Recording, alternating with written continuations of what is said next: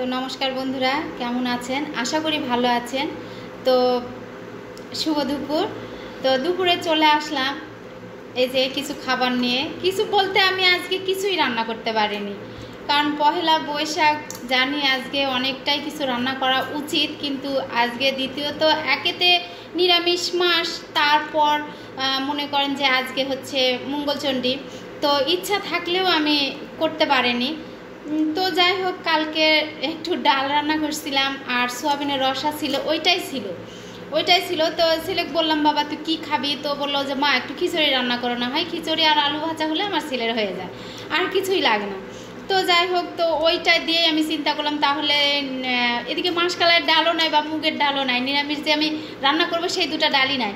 তো কি করব? তো চিন্তা করলাম কালকের যেগুলো আছে ওগুলোই চিন্তা করলাম যে ওটা বের করে আমি কোনো রকমে একটু রান্না করার চেষ্টা করি, দেখি তো হয় নাকি। তো দেখলাম বাস দুটা মানে আতপ চাল আর কালকের হচ্ছে সয়াবিনের রসা আর ডালটা দিয়ে রান্না করলাম, খুব সুন্দর হয়েছে। দেখেন কত সুন্দর ঝরঝরাটাও হয়েছে একদম। আর এখানে আলু ভাজছি, একটু মশমশা করে আলু ভাজছি। তো দেখি কেমন হয়েছে। যে আমার ছেলে, আরে বাবা কেমন হয়েছে রান্না রে? ভালো হয়েছে? খাওয়া যাচ্ছে তো?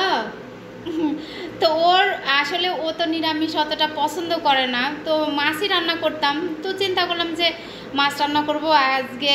একেতে নিরামিষ মাস, মাসটা বৈশাখ মাস, তারপর হচ্ছে মঙ্গলচণ্ডী, এই জন্য আমি রান্না করলাম না। তো যাই হোক, এ মাসে তো আমি নিরামিষ আমি খাই, কিন্তু এবার আর খেতে পারবো না, শারীরিক সমস্যার কারণে আমি এবার নিরামিষ আমি খেতে পারবো না, সমস্যা আছে। তো এই জন্যে মনে করলাম যে না, আজকে যখন মঙ্গলচণ্ডী তখন অন্তত পক্ষে নিরামিষটাই রান্না করি।